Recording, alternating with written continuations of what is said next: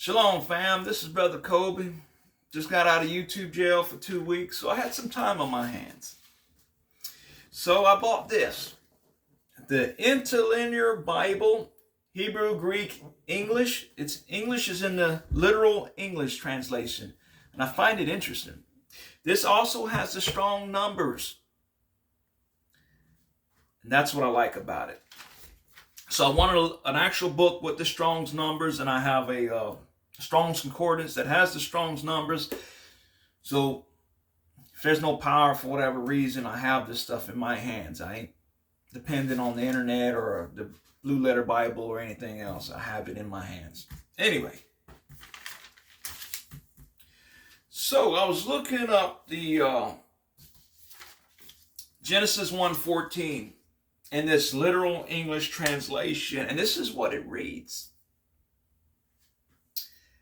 And God said, let the luminaries be in the expanse of heavens to divide between the day and night, and let them be for signs and for seasons and for days and years. And he was referring to the sun, the moon, and the stars in the previous verses.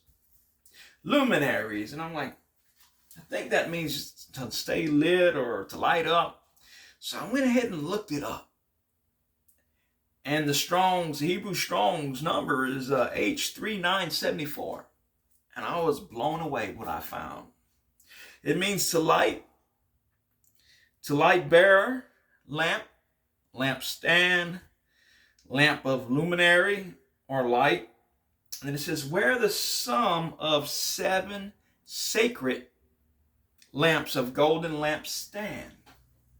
Sacred 7, basically branch, golden lampstand. That's the menorah.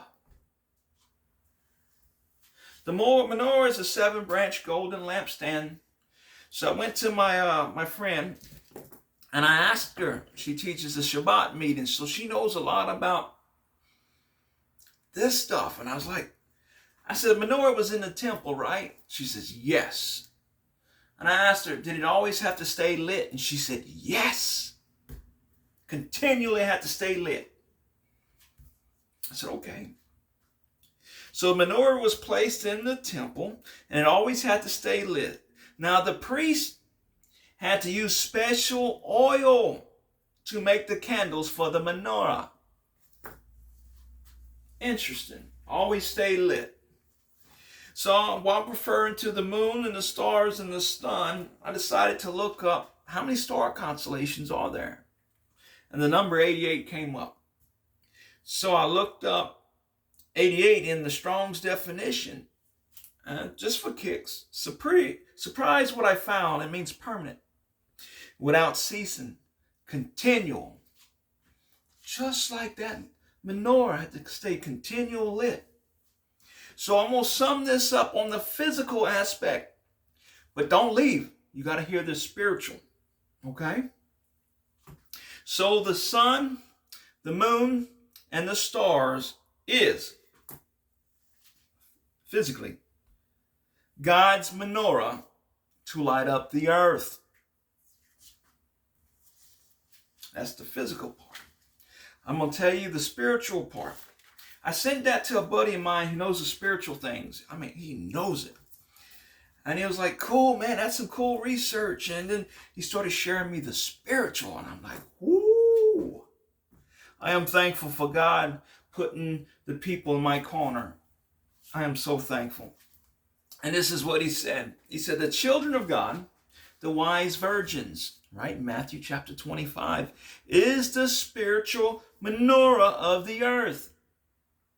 A city on a hill cannot be hid. And these are his exact words. That's why we have to keep our lamps trimmed and lit, full of oil too. Right? You need a special oil to make the candles.